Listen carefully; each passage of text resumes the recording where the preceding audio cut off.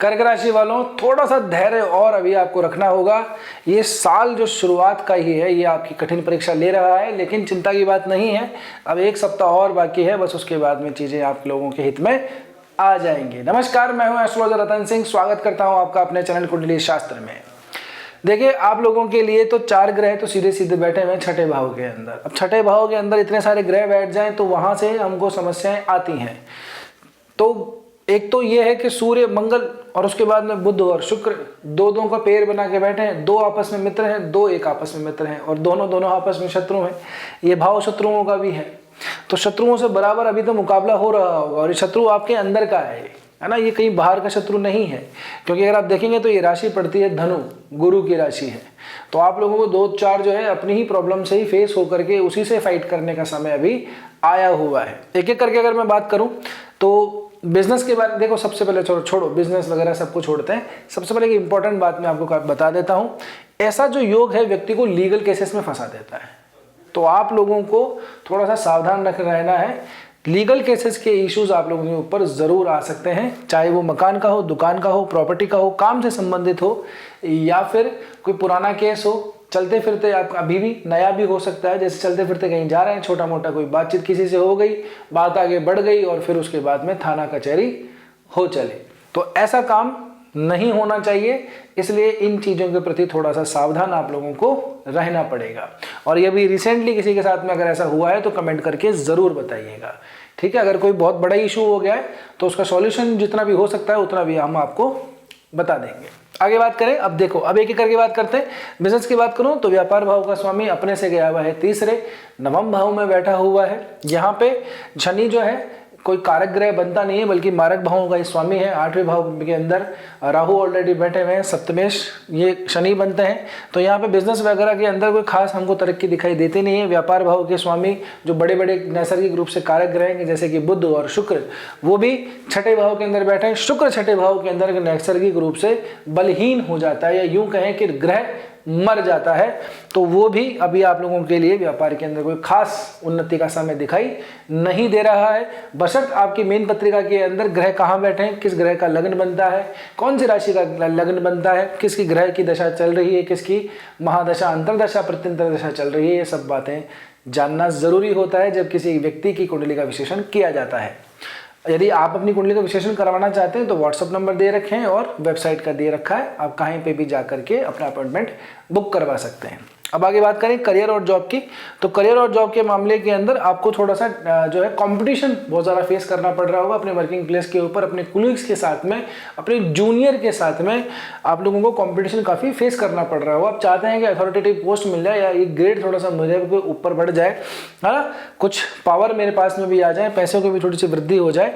तो ये अभी कॉम्पिटिशन का टाइम आप लोगों को चल रहा होगा। आप कई तरह की प्रतियोगिताएं झेल रहे होंगे, चाहे वर्किंग परफॉर्मेंस के अंदर हो, या अपनी स्किल को डेवलप करने के अंदर हो, है ना, या फिर अपनी कम्युनिकेशन को लेकर हो, अपनी प्रेजेंटेशन को लेकर हो। उन चीज़ों के मामले में अभी कंपटीशन आप लोग थोड़ा सा फेस कर रहे हैं, पर ये कंपटीशन आप लोगों को अंततोगत्वा फायदा ही देगा, तरक्की हो जाएगी। क्योंकि 15 जनवरी के बाद में 16 जनवरी के आसपास मंगल आ जाएंगे मकर राशि के अंदर, और मकर में मंगल उच्च अवस्था को प्राप्त करते हैं। फिर यहाँ से चौथे दृष्टि डालेंगे, फिर वो आगे की बात है अगले सप्ताह उसके ऊपर बात करेंगे।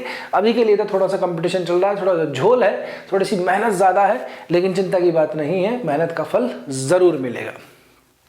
कोई जॉब्स वगैरह स्विच करने के लिए अभी 1 वीक रुक जाइए। नेक्स्ट वीक का जब समय आएगा तब हम आपको जरूर बताएंगे, और आपको पहले ही बता दिया जाएगा। तब वो समय आएगा जब आप जॉब भी स्विच कर सकते हैं। रिलेशनशिप की भी बात करूं तो वहां भी थोड़ा तनातनी चल रही है, थोड़ी सी लड़ाई झगड़े अभी चल रहे हैं। मैटर अभी सॉर्ट आउट नहीं हुआ है, एक दूसरे से बातचीत या तो बंद हो रखी है या बहुत कम होती है, हो सकता है सिर्फ मैसेज पे ही बात होती हो। तो अभी का तो जो समय है थोड़ा सा तनाव का है, पर ठीक है, वही मैं कह रहा हूँ, ये जो साल है आप लोगों की कठिन परीक्षा ले रहा है शुरू के अंदर, पर ये कठिन परीक्षा जो है लंबी चलेगी नहीं, इस कठिन परीक्षा के अंदर आप पास भी हो जाएंगे। क्योंकि कारण यह है कि शुरुआत के दौर में ही 5 और 6 जनवरी को चंद्रमा अपनी ही राशि के आएंगे, मकर राशि, कर्क राशि के अंदर चंद्रमा आ जाएंगे। तो 2 दिनों के लिए तो आप लोगों को काफ़ी एनर्जी मिल जाएगी, काफ़ी ऊर्जा मिल जाएगी। प्रॉब्लम को फेस करने के लिए जो करेज होता है वो आपके अंदर आ जाएगा, और जैसे जैसे ये चीज़ें आगे बढ़ेंगी वैसे वैसे आप भी आगे बढ़ जाएंगे, यानी कि शत्रुओं का दमन करते हुए, प्रॉब्लम को सॉल्व करते हुए आगे बढ़ जाएंगे। मैरिज की बात करूं तो शादी ब्याह के लिए वैसे अभी कोई समय है भी नहीं, इस सप्ताह का तो कोई समय नहीं दिखाई देता है शादी ब्याह का तो। हाँ, लेकिन ये है कि अगर किसी को देख रहे हैं, देखने जाना चाहते हैं, अरेंज मैरिज वाले स्पेशली, तो उन लोगों के लिए समय ठीक है, खासकर 5 और 6 जनवरी का। ये बात ध्यान रखिएगा, 5-6 जनवरी का जो समय है ये बहुत ज़्यादा आप लोगों के लिए शुभदायी है। आप चाहें तो इन तारीखों को जा सकते हैं। इसके अलावा आप जो 11 जनवरी आएगी इस सप्ताह का आखिरी दिन, तब भी आप जा सकते हैं, ठीक है ना।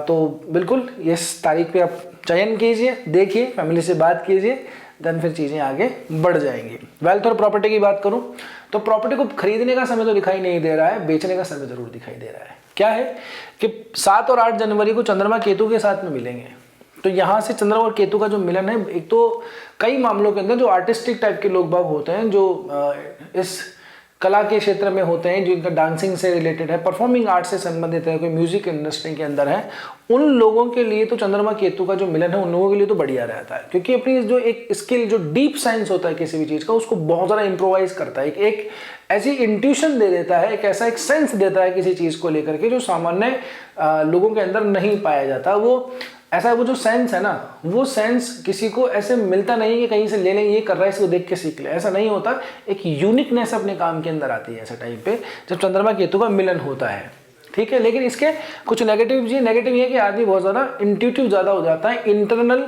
चीज़ों पे ज़्यादा फोकस करने लग जाता है, या यूँ कहूँ कि इंट्रोवर्ट हो जाता है, और इमोशनली जो है अपने आप को थोड़ा सा अकेला अकेला सा महसूस करता है, डलनेस महसूस होती है, भावनात्मक जो चीज़ें हैं उसके अंदर बहुत ज़्यादा हेवी हो जाती हैं, भावनाओं के तूफान उसके अंदर उमड़ते हैं। तो कई बार ऐसा होता है कि अकेले बैठे बैठे अपने जीवन की प्रॉब्लम को सोचते सोचते आदमी रोने भी बहुत सारा लग जाता है, ठीक है ना। तो उस चीज़ों के लिए थोड़ा सा चीज़ें ठीक नहीं है। दूसरी बात कि फैमिली वगैरह के अंदर भी थोड़ा सा टाइम स्पेंड ज़रूर कीजिएगा, नहीं तो आपको ऐसा लगेगा कि परिवार में भी मेरी कोई सुनता नहीं है, मेरी कोई बात मानता नहीं है, मेरे को तो कोई समझ ही नहीं सकता इस परिवार के अंदर, ऐसे भाव आप लोगों को आ सकते हैं। 7 और 8 जनवरी की ये 2 तारीखें स्पेशल से रहने वाली हैं। आगे बात में अगर मैं करता हूं तो प्रॉपर्टी के लिए समय आएगा कब, आखिरी के दिन में, यानी कि सप्ताह के आखिरी दिन जो आएगा 11 जनवरी, उस 11 जनवरी को प्रॉपर्टी को बेचने का समय आएगा। बेचने का क्यों कह रहा हूं मैं, क्योंकि जब हम यहाँ पे देखेंगे तो चंद्रमा के ना आगे कोई ग्रह होगा ना पीछे कोई ग्रह होगा, एक तरीका कैमिक ध्रुव योग बनता है। कई मामलों में ये जो योग है ठीक नहीं माना जाता, खास करके व्यक्ति अपने आप को अकेला बहुत महसूस करता है, डलनेस, लोनलीनेस उसके अंदर फील होती है ना, अपने आप को भावनात्मक रूप से खाली खाली महसूस होता है। ये तो वैसा हो गया पर्सन के हिसाब से कि वो उसको कैसी फीलिंग आती है। दूसरा, चंद्रमा जब तुला राशि में आता है तो वैसे तो ठीक है ना, लेकिन जब कैमिक योग के अंदर आता है तो प्रॉपर्टी वाले भाव के अंदर कोई खरीदने का कोई खास योग बनता नहीं है, ठीक। और बेचने का समय जो है वो जरूर बन जाता है। जी हाँ, बेचने का ये जो है इस समय पे योग बनता है कि अगर आप कोई प्रॉपर्टी को सेल करना चाह रहे हैं, उसके अच्छे दाम नहीं मिल रहे हैं, तो 11 जनवरी का दिन बहुत ज़्यादा ठीक है। हालांकि यहाँ पे चंद्रमा आगे 2 दिन तक और रहेंगे, यानी कि 13 जनवरी तक यहाँ पे चंद्रमा रहेंगे, तो 2-3 दिनों के अंदर हो सकता है कि आपकी प्रॉपर्टी का कोई अच्छा दाम लग जाए, ठीक है। आगे बात करें आप लोगों की वेल्थ के लिए स्वास्थ्य की दृष्टि से, तो स्वास्थ्य की दृष्टि से भी मैं आप लोगों को कहूँगा कि जिन लोगों को शुगर की प्रॉब्लम है, पहली बात, जिन लोगों को हड्डियों से संबंधित प्रॉब्लम है, ब्लड का कोई इशू है, कोलेस्ट्रॉल बढ़ा हुआ रहता है, जिनका हीमोग्लोबिन बढ़ा हुआ रहता है, उन लोगों को बहुत ज़्यादा सावचेत, बहुत ज़्यादा सावधान रहने की ज़रूरत है। जिन लोगों को स्टोन से संबंधित प्रॉब्लम है, हार्ट की प्रॉब्लम है, जिनको लिवर लंग्स भी नहीं कहूँगा, लिवर की जिनको थोड़ी सी दिक्कत है, उन लोगों को भी अपनी हेल्थ का ध्यान रखना है। कुछ हेवी नहीं खाना है, कुछ ऐसी डाइट को फॉलो नहीं कर लेना है जिससे आपका स्वास्थ्य बिगड़ जाए, विशेषतः ध्यान रखिएगा। बात करूं मैं आप लोगों के लिए किसी अच्छे से उपाय की, किसी अच्छी सी रेमेडी की, तो रेमेडी तो ये है भगवान कि आप लोगों को सुबह प्रातः जल्दी उठना चाहिए, पहला तो काम ये करें।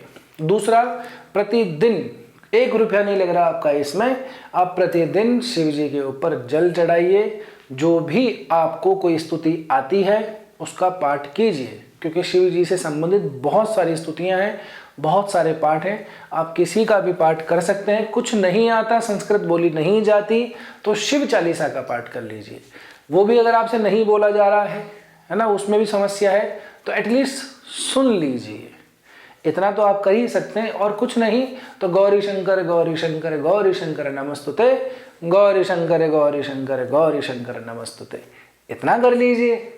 आप देखिएगा ये साल भर करना होगा, एक दिन में कुछ नहीं होता है, ठीक है ना। तो प्रॉब्लम सॉल्व होने में थोड़ा सा समय लग जाएगा, लेकिन आपको बहुत रिलैक्स मिलेगा। आपको अक्सर लगेगा कि चलो ठीक है जैसा भी है, ये जीवन है, इससे फाइट तो करेंगे। जब फाइट करने की कैपेबिलिटी आती है तो व्यक्ति लड़ता है, और जब अच्छे से लड़ता है तो उसकी जीत भी हो जाती है, भगवान का आशीर्वाद साथ रहता है तब। तो प्रभु को याद कीजिए, आपका काम काफ़ी कुछ सॉर्ट आउट हो जाएगा। और वैसे भी आगे जो समय आएगा, अगला जो सप्ताह आएगा, उसके अंदर काफ़ी बहुत सारे ग्रहों की स्थितियाँ इधर से उधर बदल जाएंगी, तो आप लोगों के हित में काफ़ी कुछ चीज़ें होंगी।